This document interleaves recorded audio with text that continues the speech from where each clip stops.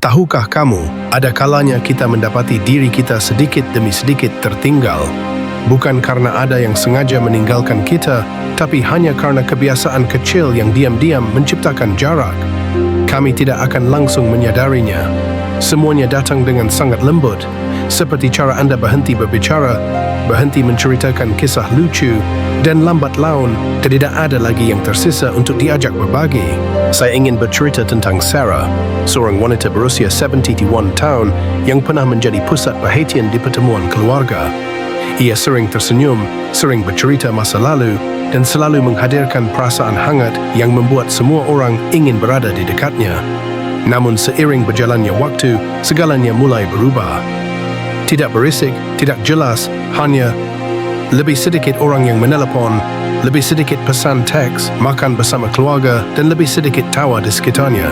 Itu dimulai ketika Sarah mulai mengeluh. Awalnya hanya seruan kecil seperti, "Oh, punggungku sakit sekali hari ini," atau "Aneh sekali akhir-akhir ini, tidak ada lagi yang tahu bagaimana harus bersikap." Namun kemudian kalimat-kalimat itu semakin banyak muncul di setiap percakapan. Dan tahukah Anda, energi negatif menyebar dengan sangat mudah. Orang menarik diri bukan karena tidak peduli, tapi karena berada di dekat orang yang selalu mengeluh. Mereka merasa lelah dan sulit bernapas. Sarah sama sekali tidak menyadarinya. Dia hanya berfikir dia mengatakan kebenaran dan berbagi. Namun kemudian, ketika teman-teman dekatnya mulai bungkam, ketika anak-anaknya mencari alasan untuk sibuk sekolah, ia mulai merasa ada yang tidak beres. Dan saat itulah dia memutuskan untuk berhenti dan melihat jauh ke dalam dirinya. Tahukah Anda apa yang membantunya berubah? Sederhana saja. Mulailah setiap percakapan dengan sesuatu yang positif.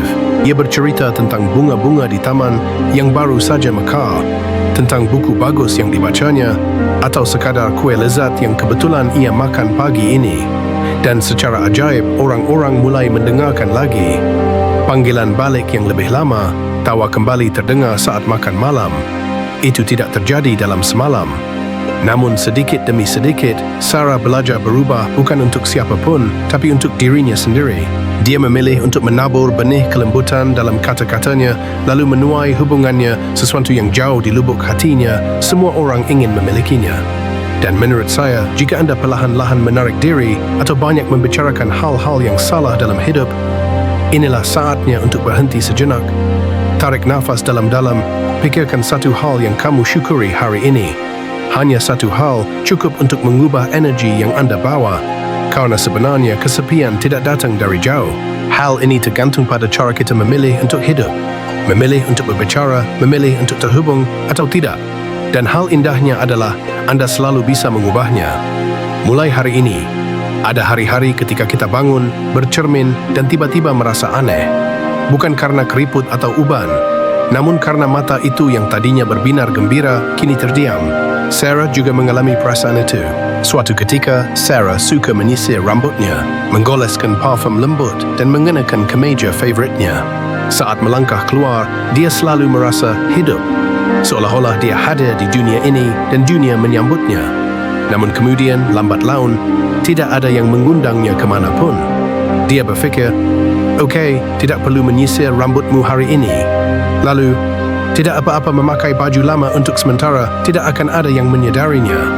Kata-kata itu untuk diriku sendiri berulang kali, hingga ia tak ingin lagi melihat dirinya di cermin.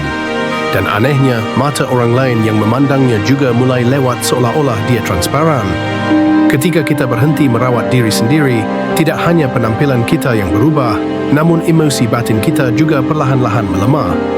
Saat itulah dopamin, hormon yang membuat kita merasa bersemangat dan hidup, mulai habis. Tidak ada yang perlu dinantikan. Tidak ada lagi perasaan, "Saya hidup," tetapi hanya ada. Sarah mengatakan bahawa suatu kali dia melihat foto lama. Dia mengenakan gaun ungu dengan bunga-bunga kecil, tersenyum cerah. Ia berseru, "Oh, betapa berseri-serinya saya dulu." Dan saat itulah dia menyadari, tidak ada seorang pun yang membuatnya bersinar, kecuali dirinya sendiri. Sejak hari itu, Sarah mulai berubah. Tidak secara besar-besaran. Pilih saja kemeja yang membuat Anda merasa nyaman. Menyisir rambut setiap pagi sebagai ritual kecil menyambut hari baru. Dan terutama, dia menyemprotkan kembali parfum yang sudah dikenalnya. aroma hari-hari yang cerah. Sebuah keajaiban terjadi. Tetangga itu tersenyum dan menyapanya lebih lama. Penjual itu mengajukan lebih banyak pertanyaan dan dia merasa, Anda terlihat hadir. Kita tidak perlu secantik dahulu, tidak perlu memakai riasan yang rumit atau pakaian yang mahal. Biasakan menjaga diri sendiri sebagai cara untuk mengingatkan diri sendiri, saya masih pantas mendapatkan hal-hal yang baik. Insya Allah pesan tanpa yang ingin dikirimkan kepada dunia, dan dunia akan menanggapinya dengan hubungan lembut yang pernah Anda fikir telah hilang.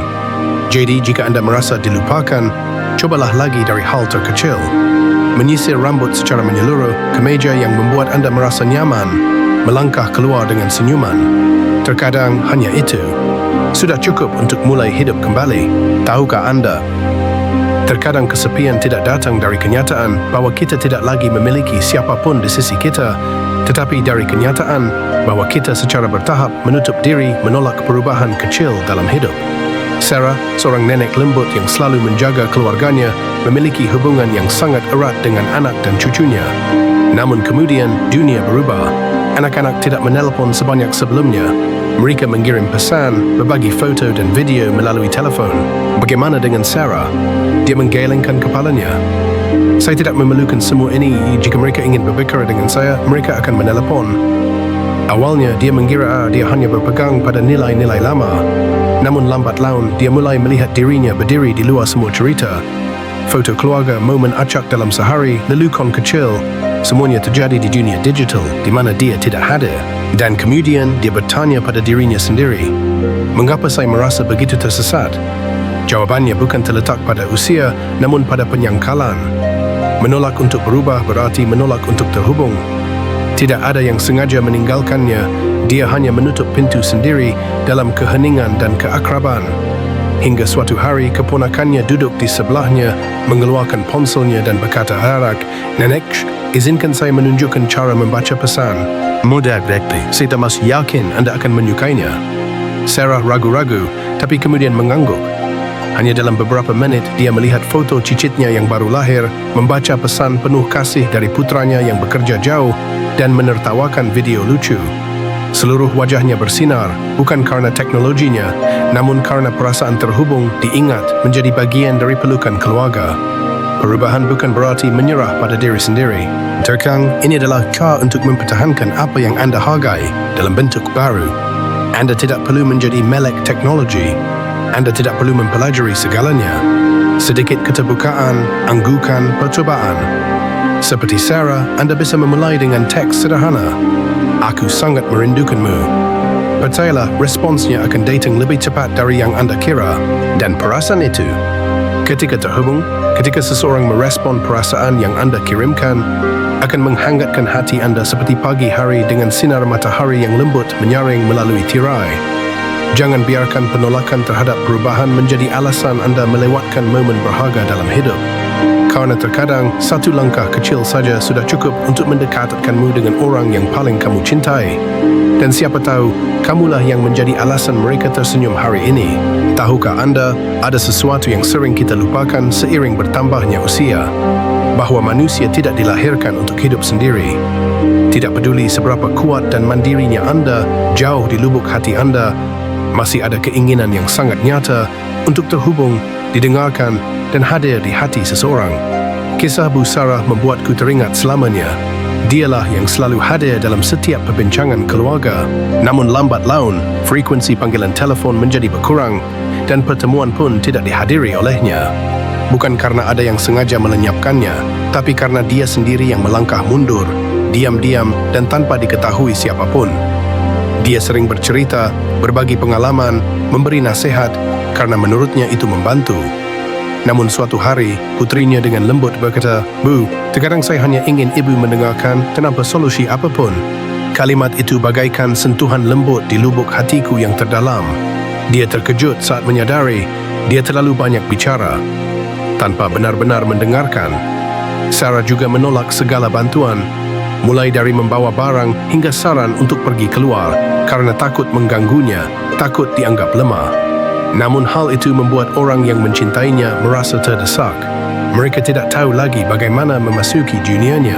Hingga suatu hari, ketika dia tersenyum dan berkata, "Ya, terima kasih kepada orang asing yang menawarkan bantuan untuk membawa tasnya," Sarah merasakan hatinya kembali hangat. Bukan karena tasnya terangkat, tapi karena rasa terharu di hati. Sejak saat itu, dia belajar untuk lebih terbuka, meminta lebih banyak, mendengarkan lebih banyak, dan menerima bantuan sebagai hadiah, bukan bantuan.